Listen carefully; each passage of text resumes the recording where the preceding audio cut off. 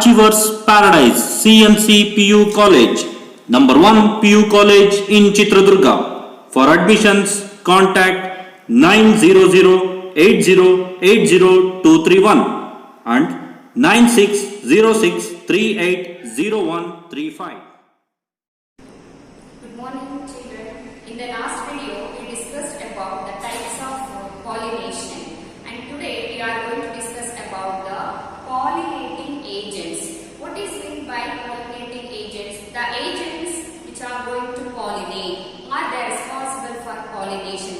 Are they carrying pollen grains from anther to stigma? Those are known as agents of pollination or pollinating agents. Which are those pollinating agents who are going to pollinate the pollen grains from one region to another region, that is from anther to stigma? We can classify the pollinating agents majorly into two types, that means abiotic pollinators or abiotic agents, and another one is biotic agents. Abiotic agents, under this we can see wind and the water. These two are called as abiotic agents, and the biotic agents, they are also called as zoological agents. We can call those as. So under the biological agents, we can see insects are the pollinating agents, ants are the pollinating agents, and snails are also responsible for pollination, and the birds are also pollinating, and the bats are also pollinating. So like this, so many animals, they are also involving in the process of pollination.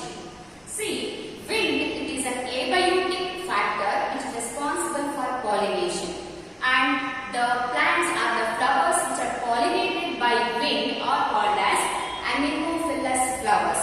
The flowers which are pollinating through the wind are called as anemophilous flowers, and this process is called as anemophily. That means pollination through wind is known as anemophily. And another abiotic factor is water, and the pollination takes place through the water, and that type of pollination is known as hydrophily. That means pollination through water, that is known as hydrophily. And the flowers which exhibit the hydrophily, they are known as hydrophilous flowers. And these abiotic factors, that means the pollination through wind and water, they are the chance factors. So eventually they take the pollen grains from anther to stigma, and the pollination takes place. It may take place or it may not be take place. So that's why the pollination through the wind and water, they are called as chance factors, we can say. See, next, the biotic factors. If the pollination takes place through the insects, that type of pollination is called as entomophily, and the flowers which pollinate through the insects, they are called as entomophilous flowers. And if the pollination takes place through the ants, so such type of pollination is called as myrmecophily, and the flower which pollinated by the ants are called as myrmecophilous flowers. If the pollination takes place through the snails, so that type of pollination is called as malacophily, malacophilous flowers which are pollinated through the snails. And if the birds pollinate the flowers, if the birds involving in the pollination, so that type of pollination is called as ornithophily, and those flowers are called as ornithophilous flowers. If the pollination takes place through the bats, so that type of pollination is called as chirapterophily, and the flowers are called as chirapterophilous flowers. So next we will see the characteristic features of that anemophilous flowers, that means anemophilous flowers, hydrophilous flowers, and entomophilous flowers, like this. See, which are the characteristic features that flowers should have, which are going to pollinate through the wind or through the water or through the insects, all those things. The flowers should contain some unique characteristic features, then only they can pollinate through these factors or through these agents. First we will take the characteristic features of anemophilous flowers.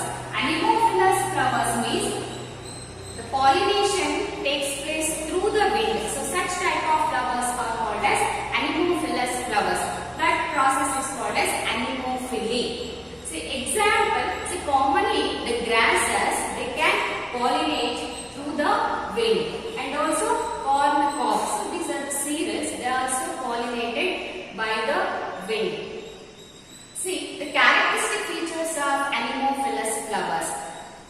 the wind is carrying the pollen grains should be non-sticky and powdery. See, these flowers should have non-sticky.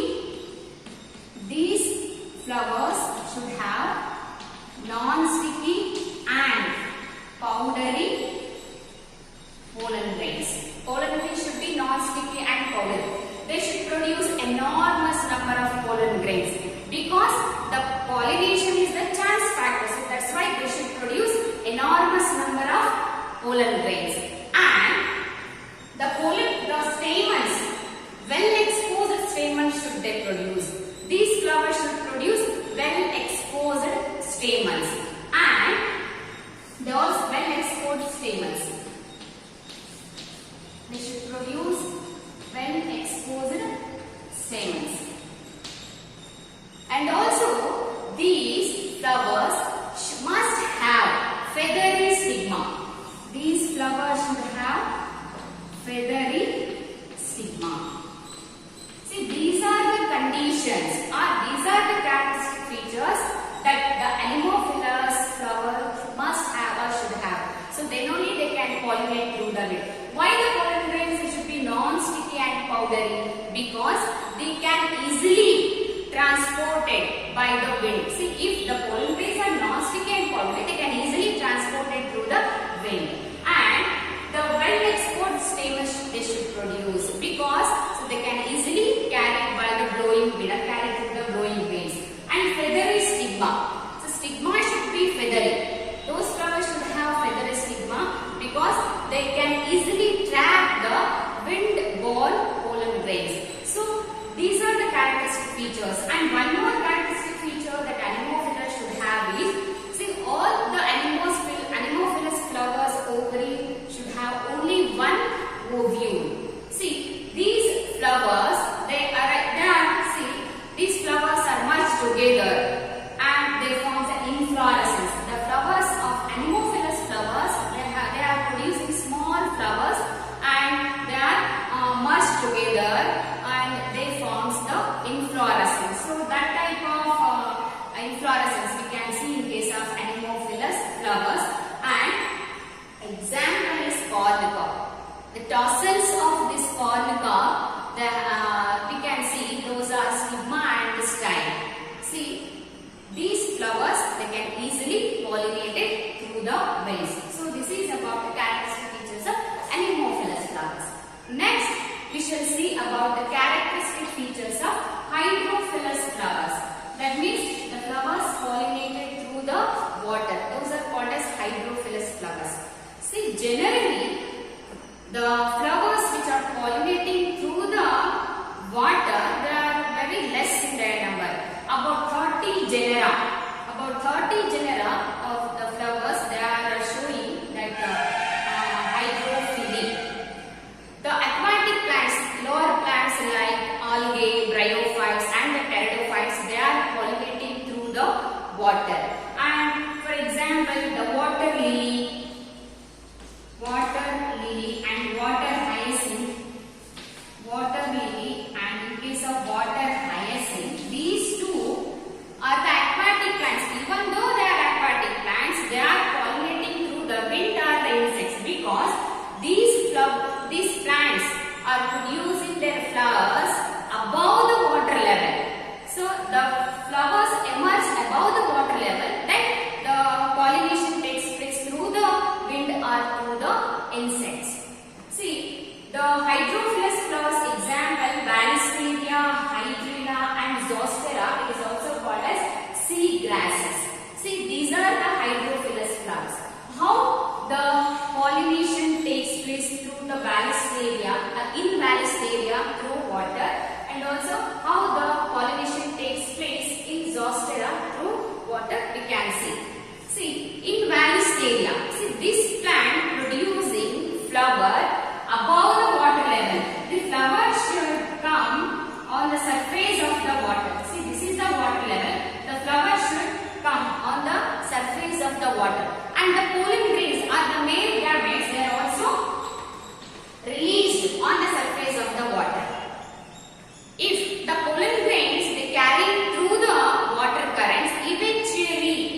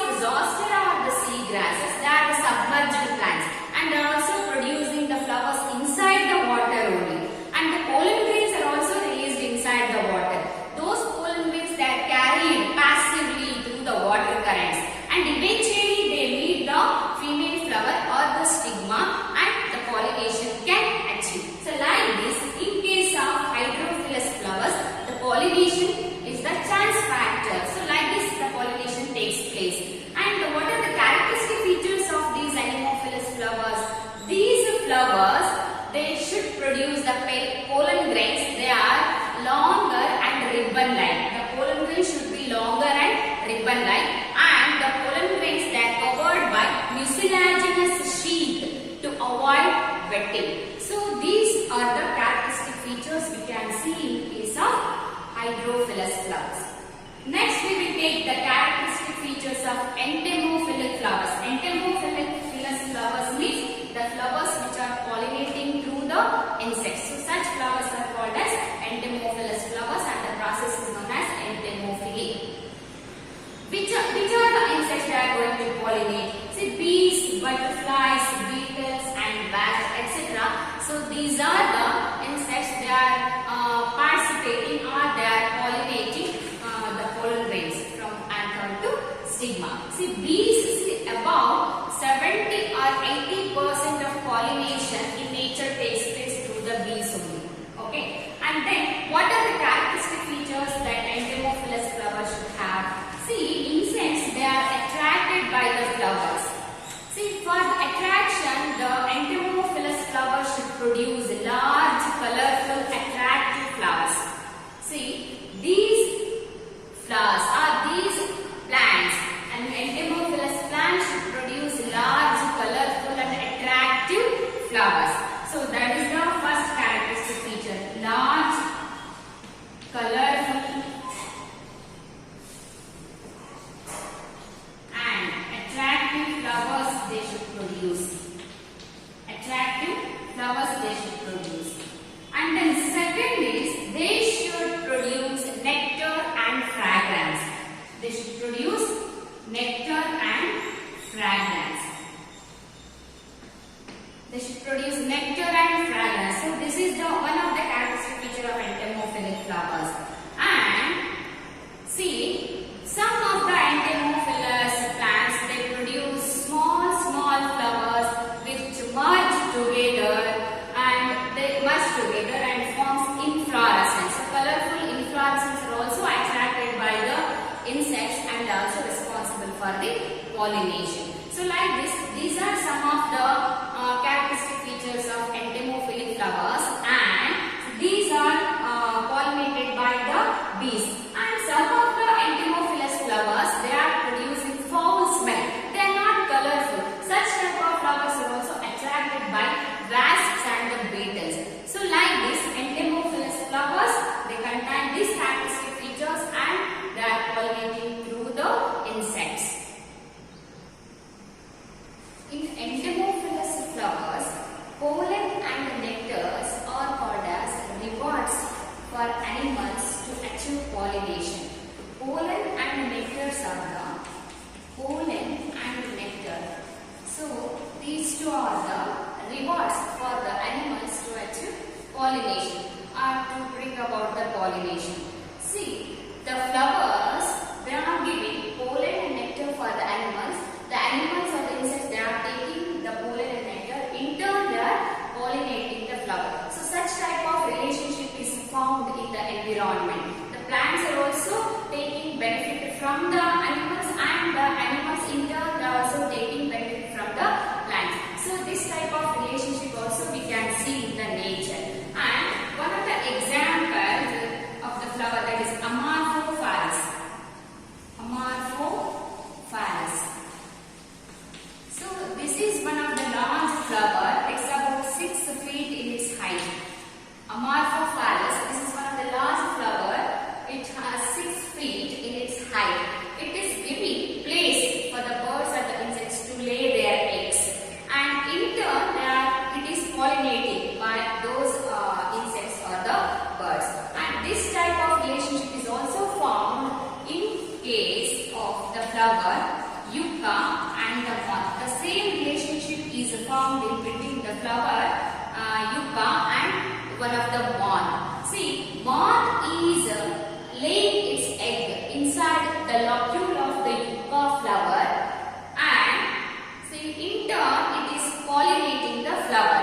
And see, these eggs, the larvae, they come out from the eggs during the maturation of ovules as seeds. So in that time, the larvae come out by hatching the eggs, and it is allowing the development of seeds. So like that, the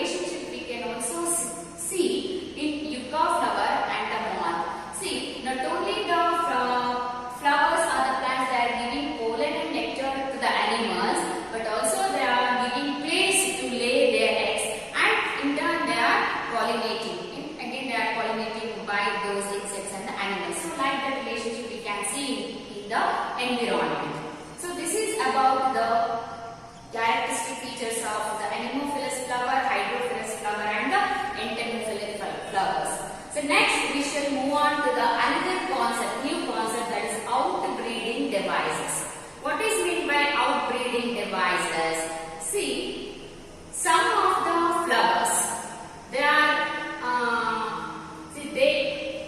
develops some devices. They are developing some devices to achieve cross-pollination or to encourage cross-pollination and to prevent self-pollination.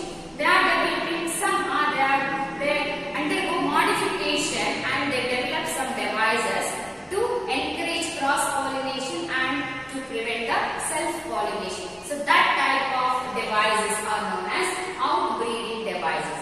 See what happens that the flowers only encouraging the cross-pollination, they are not encouraging the self-pollination. See, because continuous self-pollination, that means continuous inbreeding, if continuous inbreeding takes place, if continuous self-pollination takes place within the same flower, that leads to reduction in the fertility and the productivity of the plant. So continuous inbreeding, it leads to reduction in the fertility and the productivity of the plant. So that's why that leads to inbreeding depression. What is meant by inbreeding depression? Due to continuous inbreeding or due to continuous self-pollination, there will be reduction in the fertility and productivity. So that is known as inbreeding depression. To avoid that, to prevent that, some of the plants, they are developing some devices that encourages the cross-pollination and they prevent the self-pollination. So that type of devices are called as outbreeding devices. So let us see what are the devices the plants are going to develop in them. See, some of the plants, so that means bisexual plants. Bisexual means they are having both male and female reproductive structures. In case of bisexual flowers, see, there is no synchrony between the pollen release and also the stigma receptivity. There is no synchronization between the pollen release and the stigma receptivity. What is the meaning of this? See, if the pollen grains release first, so either pollen grains release first or the stigma become mature next, or the stigma become mature first and then the pollen grains are going to release. So there is no synchrony between them. At a time they are not, the pollen grains are not releasing, and at a time the stigma is not going to mature. They are in different times they are maturing. Maturity of pollen grain or release of pollen grain and maturity of the stigma will take place at different time. So that condition is called as dichogamy. What is the meaning of dichogamy? Here the maturity of the stigma or receptivity of the stigma or the stigma become receptive and the pollen release will take place at different times. So due to this there is no self-pollination occurs. So that type of condition or device is called as dichogamy. In this condition, if the androgen or if the stamen release the pollen grains first, so that is called as protandry. If the pollen grains release first than the stigma receptivity, so that condition is called as protandry. So this we can see in case of cotton and sunflower. What is meant by protogyny? Here the stigma matures first. The stigma first it will become receptive than the pollen release. So that is known as protogyny. So that we can see in the plant Phorucla. So that is known as dichogamy. Here there is no synchrony between pollen release and stigma receptivity. So that's why they are not going to achieve self-pollination. They are avoiding self-pollination like this. Next device is heterostyly. What is the meaning of heterostyly? Here the length of the stigma or the position of the stigma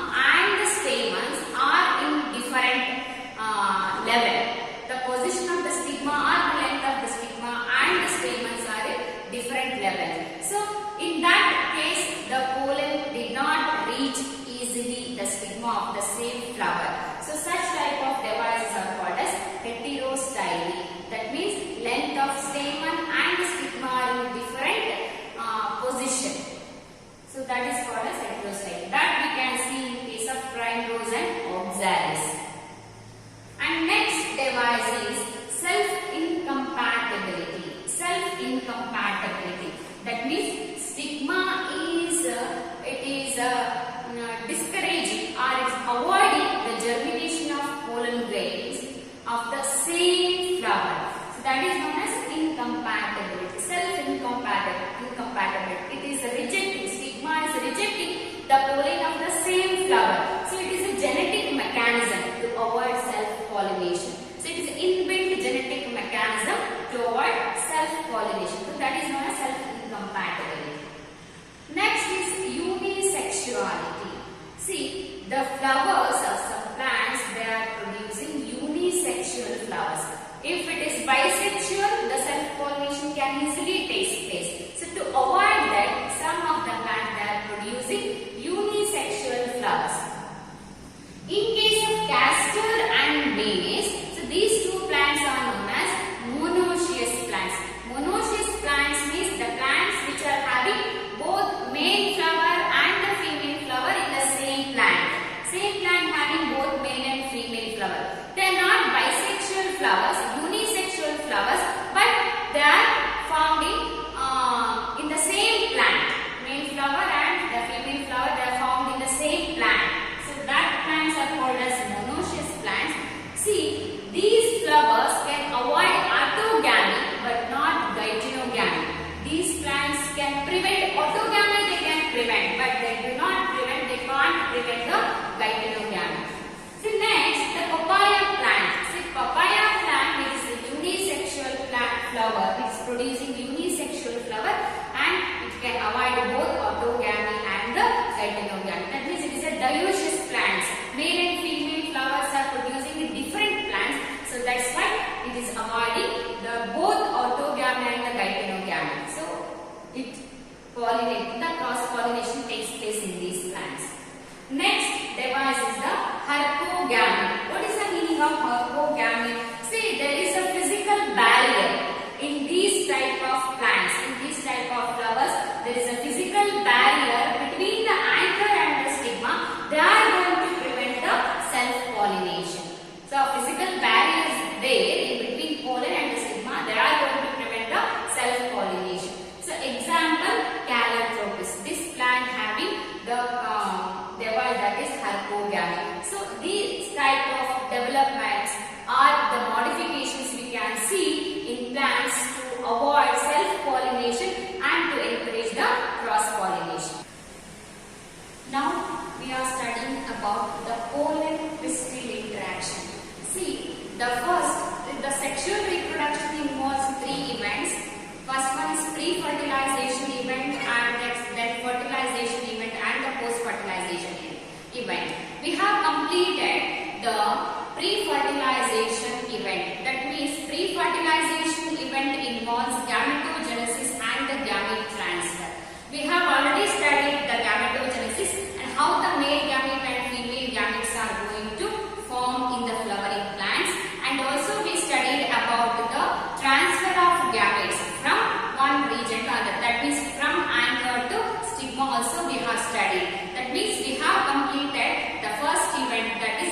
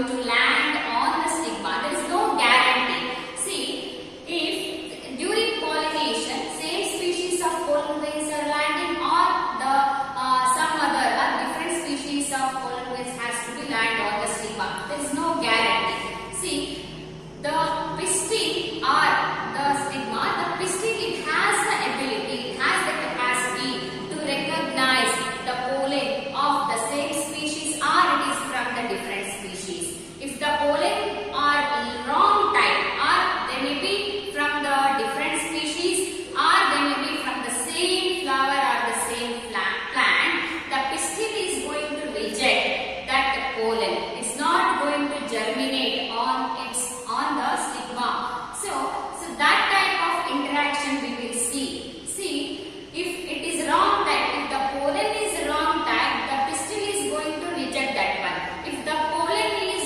right type, that means it is compatible type. So then the pistil recognize it and it allow the pollen to germinate or it allow the post-pollination events that leads to fertilization. See, the stigma or the pistil has the capacity to recognize whether the pollen is incompatible or it is compatible. So that capacity is there to the pistil. So when the pollens are compatible, then only it can allow the pollen to germinate and it allow the post-pollinating events that leads to fertilization. If the pollens are incompatible, they reject that one. Then the pistil is not going to allow to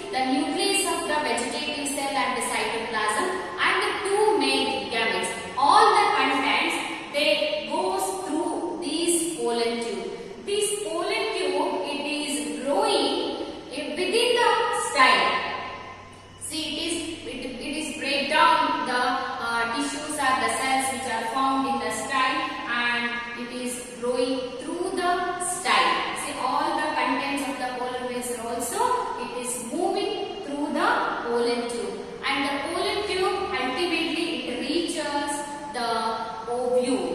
It reaches the ovule and it also enter into the synergids which are present at the micropylar end. Through the micropylar end, the pollen tube enters the synergids. See, the filiform apparatus you already know. It is the cellular thickening found in the synergids. It guides the male